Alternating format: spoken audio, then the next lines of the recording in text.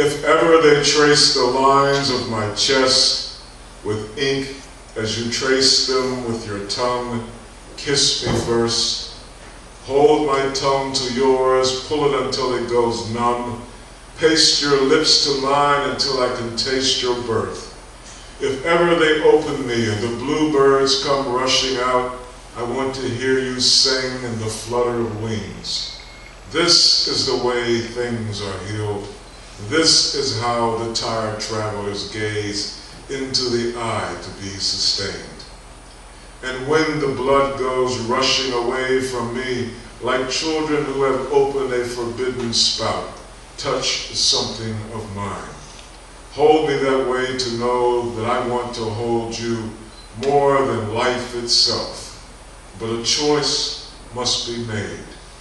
Some vinegar must go where agony cries out already enough.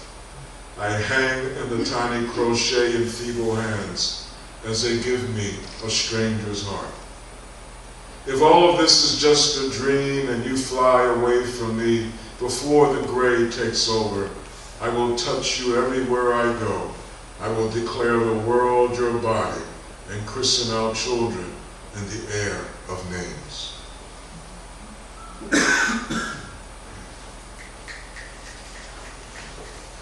Rambling in Lewisburg Federal Penitentiary, inspired by Robert Johnson. Title and refrain. In general population, censuses consensus ain't nowhere to run to in these walls like a mind. We visitors stand in a yellow circle so the tower can frisk us with light. Finger the barrels on thirsty rifles. I got rambling on my mind.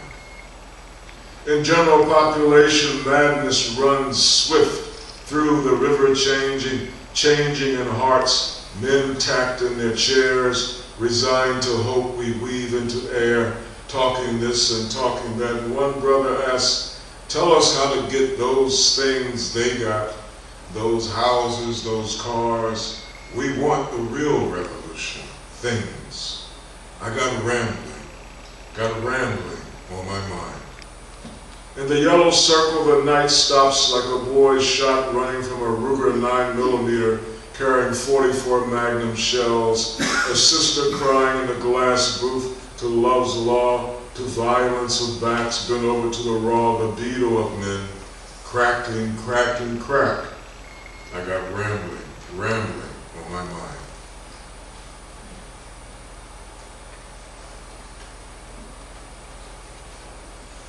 There is a study done saying that all 4 categories can raise their income by losing weight except black men.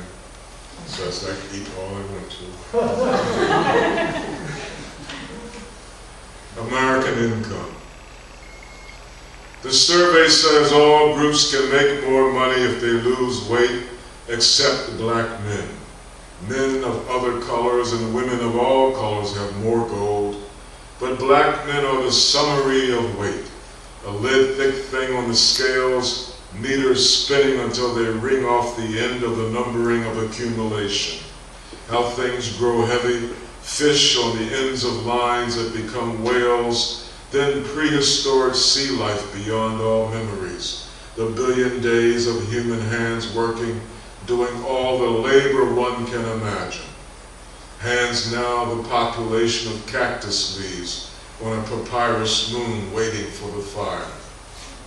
The notes from all their singing gone up into the salt breath of tears of children that dry, rise up to be the crystalline canopy of promises, the infinite gone fishing days with the apologies for not being able to love anymore. Gone down inside earth somewhere, where women make no demands, have fewer dreams of forever, these feet that marched and ran and got cut off, these hearts torn out of chest by nameless thieves, this thrashing until the chaff is gone out and black men know the gold of being the dead center of things, where pain is the gateway to Jerusalem's body trees, places for meditation and howling, keeping the weeping heads of gods in their eyes.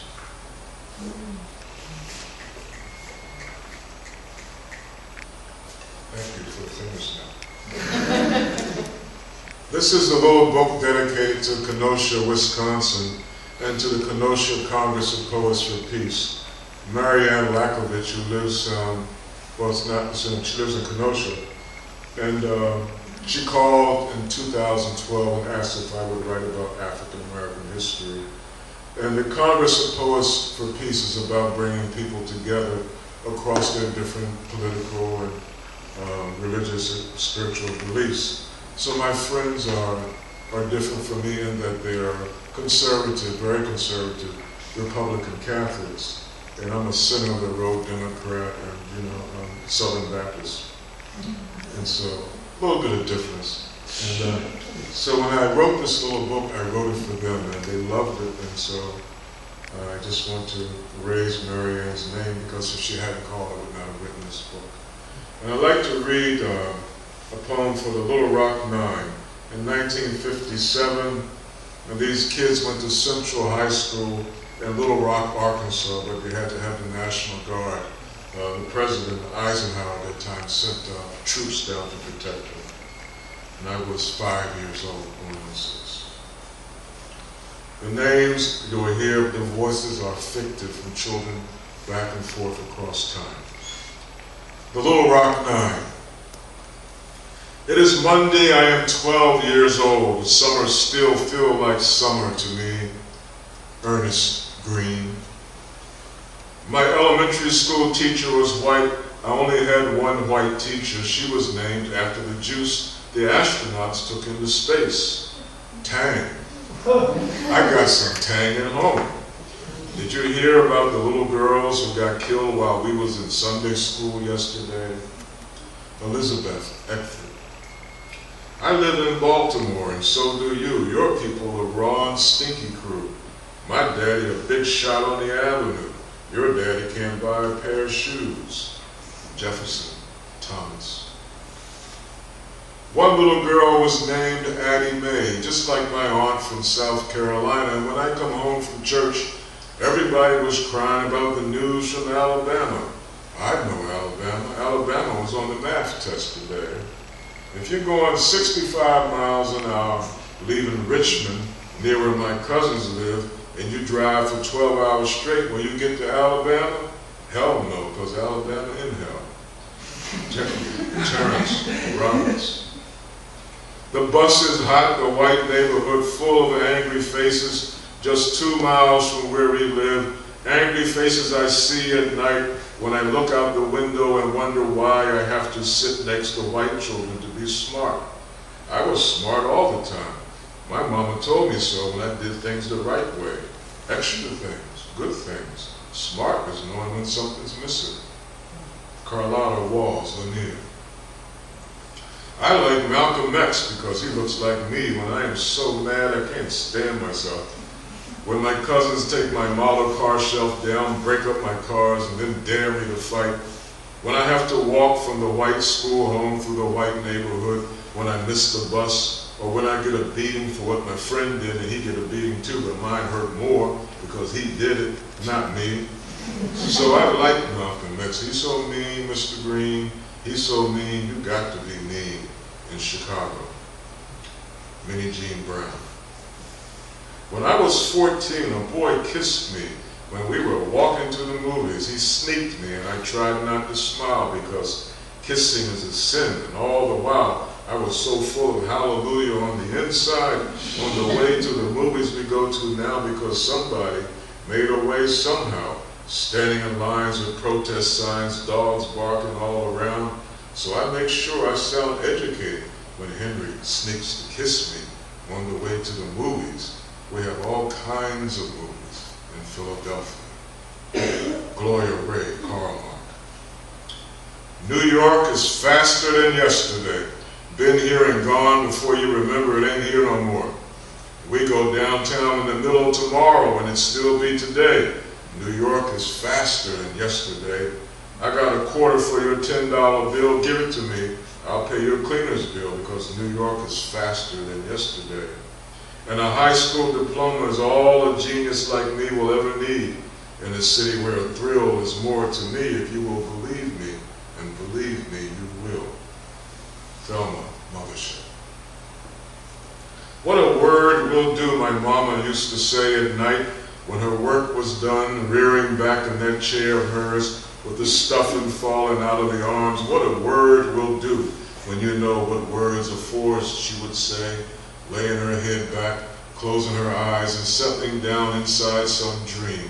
She never told us her dreams when we asked her. She just said we would know when the moon turned over 3 times and ghosts rose up out of the sea. Mama was half out of this world. In California, we all the way in it. Melba Patilo Beals. Little Rock 9, shaking the line between white no and black oh yes. I'll walk all over what is mine, thanks to Little Rock 9. And so the book has its launching in the history of a slave ship that left Africa in 1840. And the captain's name was Lorenzo Ruiz, and it was a ship full of children. And the children's names are in the data bank at Emory University on a website called slavevoyage.org, where all these ships are logged in. And the children's names form the last stanza in this poem, and the poem is entitled, After Civil Rights, the Disaster Came. In the clang of metal doors, the factories being locked in Detroit and Baltimore, the small rings of rust growing on the tools, a cappella gospel getting to be old-fashioned, grandmamas making quilts for Dr. King, grandchildren forgetting his name, and the last move up north to cities where the jobs were slow ones in the fast food places, fried chicken clogging up folks' arteries, preachers building churches bigger than what heaven's supposed to be, young men selling drugs to each other, gunfire and wild jazz at night, America's classic music overshadowed by hip-hop, rap, uneducated anger everywhere, while false kindness shrank the future in a concentrated hushing done in clinics that planned our families, we the survivors of children, stolen over the Atlantic, brought to the Americas as slaves.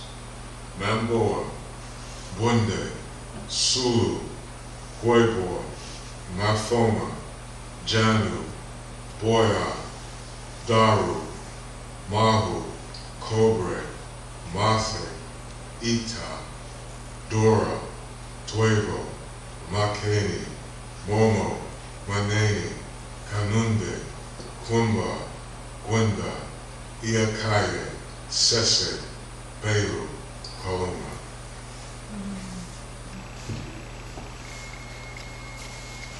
I was talking to someone, I have to find my machine, here it is, and so, about what happened in the 1960s.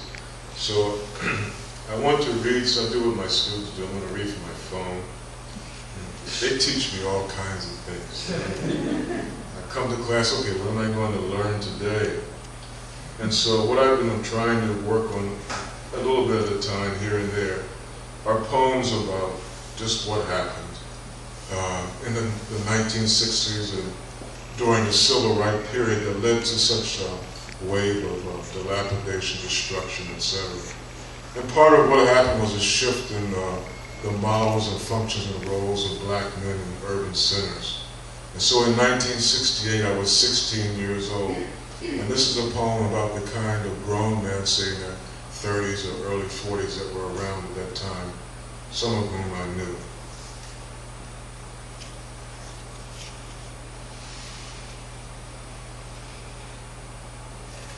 Lord, 1968.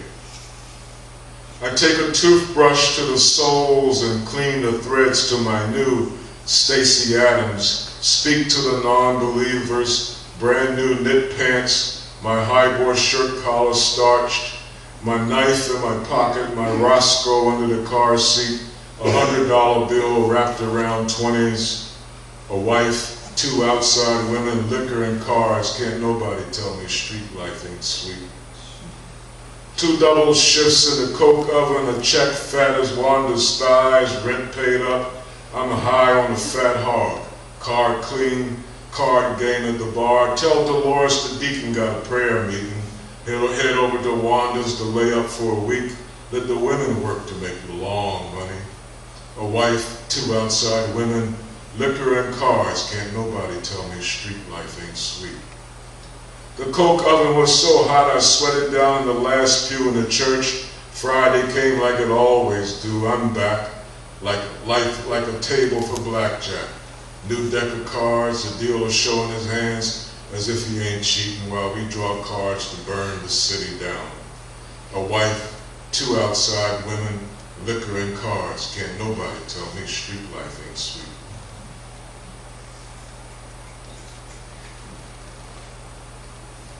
And then what happened? When the disaster came, and we have what we have now. In Baltimore, the last 2 months, there have been 100 murders. And people claim the cops are not doing their jobs. They're complaining. Blues and 5-4, the violence in Chicago. In movies about the end of our civilization, toys fill the broken spaces of cities, flipping over in streets where children are all hooligans, big kids painting themselves in neon colors, while the women laugh following the men into a love of madness. Still shots to show emptiness, tearing the eyes of the last of us who grew to be old, the ones the hoodlums prop up in shadows, throwing garbage at us, taking open our eyes, forcing us to study the dead in photos from books and burned down libraries. Chicago used to be Sundays at Gladys's Luncheonette, where church folk came and ate collard greens and chicken after the sermons that rolled out in black churches, sparkling tapestries of words from preachers' mouths, prayer books, tongues from Tell Me, Alabama, and Walk On, Mississippi.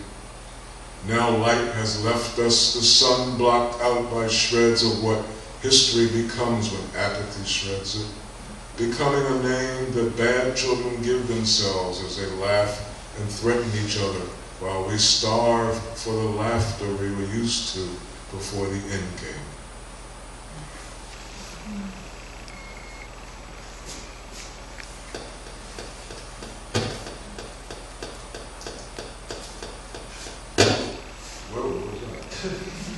And so a little bit from the government of nature,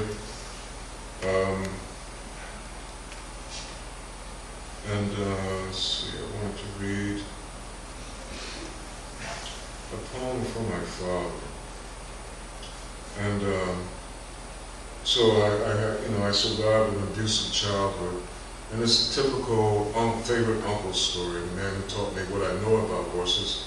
When I talk to people like Brent, the new poet laureate, I realize I don't know very much about horses. Brent's a kind of expert on the equestrian arts. Yeah. So, but this poem, my father was in the hospital on his way out making his transition, and I went to see him, and I was standing in the elevator, and along comes my uncle on his walking stick. In Good Samaritan Hospital. My father is in the hospice, swimming down under in the deep tide of strokes, failing organs, the blossoming of memories into dreams. I take the elevator on the ground, see a figure hobbling on a cane to the door, my uncle, his eyes bright survivors of heart attacks and back operations, of accidentally shooting his leg playing quick draw, amusing himself. I hold the door open so we can ascend. He has the same way of smiling at a nephew he has loved in ways he cannot understand. This is a test of the elevator, of moldy accounting books in hands of the judges, where patient spiders crawl into lampshades that light the darkened corners of our lives. A test of the weight on the cables of this thing, the switches that move the current into place, sending invisible messengers to light buttons, count the floors going up into the throat, a hollow space in this building, this charity. We are on the floor, walking together, me looking to give him space, but not so much that he fall, the arm and cane failing the dance of joint to help him stick, until we are down the hallway, a surprise in the air, a surprise when we turn and my father's failed eye opens to the bloody space of his ending, to let him know rage will not overtake me, rob me here, where death's rattle is music. And I was thinking of my mother, so I want to read Petunias for my mother. I thought about my mother near the end of the other poem. The cement border kept them on one side, on the other bricks pushed down in the lawn while they outgrew and spilled over the lilies, far away from my sweet potatoes, the food from roots I started in glass jars in the window. You came in the quiet moments in one of your old dresses, walking side to side on old slippers in late spring, days before we built the awning that made shade where there was no shade, added the tapping sound of the rain to our ears. In the rain, the petunias held up the strangeness of fragile stem and bright petals, the violet inviolate it seemed, under the rain that fell until the slurping was like a tongue going up and down some part of me I will not name here, not on this page, not in this life. The slurping like the slurping today, here in this place where I have barricaded myself for 10 years, the bars on the windows, the back wall, a solid stack of giant stone bricks set before your mother was born.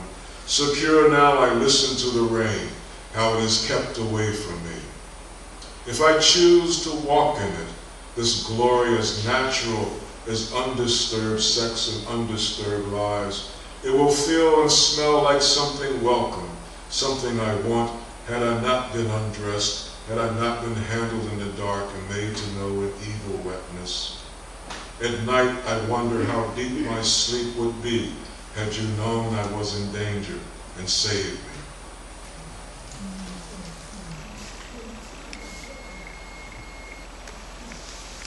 So Nick likes this poem. I'm going to end with a poem that Nick likes. Because he talked to me, he said, you got this poem with a fist in it. I said, what poem is that? And, but the segue from what I just read to this is that if you look at the profiles of men who end up in prison very often, or end up in other places in violent situations, or end up in the military sometimes volunteering for really dangerous things, you'll find men who were traumatized as children. And there's something about that that makes us feel like danger is natural. So I didn't have to volunteer for the military. I did in 1970 because I wanted to be a badass. You know, so, but you know, how much of a badass can you be in the reserves? Well, you know, they teach you things, you know. So I'm a Vietnam era veteran. I wasn't shipped out. We were on call for 3 years. But it was, you know, you get to shoot guns and run through the woods and scream and act crazy. And, but if I had not had a difficult childhood, I probably would not have done that.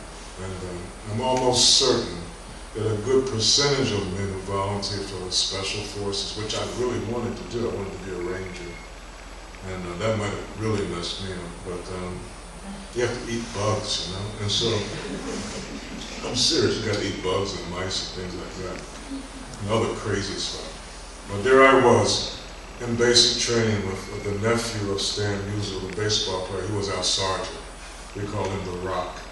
And we used to box with these 16-ounce boxing gloves. And they're really awkward, you have to build up to them. And I fought a southpaw, I'm right-handed, so I lead with my left, he leads with his right. And when I drop my left, that right of his said, boom, oh my God. So I'm going to end with that for you, Nick, all right? Watch that with southpaw. It's a metaphor for life. Boxing is about life. The southpaw. The fist is a hand that has made decisions. It has sat on a rock holding its thoughts over the edge of a lake, weighing this, weighing that. It has paced through woods in autumn, kicking leaves over matters philosophical and literary. It has thought, It has prayed to a God who knows hands and what hands can do in a malleable world. The 16-ounce boxing glove is a fist that never unfurls. Inside of your hand is forced to conclusions. The glove magnifies the hand and softens it. It makes a fist that is both dangerous and heavy to haul and throw. It protects and threatens. It is like the black flash across space to the face, like a lightning bolt burnt with voltage. In the barracks we fought for pride, a pound here, a pound there. We battled for the turf of striding out in the sun, smiling. I fought a boy from Kentucky who kept a picture of his Plymouth Roadrunner on his locker. I had nothing against him except he thought he could beat me. He hit me out of Louisville with a left. The eye makes stars when the fist pushes it into the skull socket. A fraction of a second and you are blind, grasping around for focus. I stood away, arched my back, flipped my head to rattle him with glove and grit from a right. He sat and said, I've had it, no more. Hands can break bodies, bone on bone. Thank you.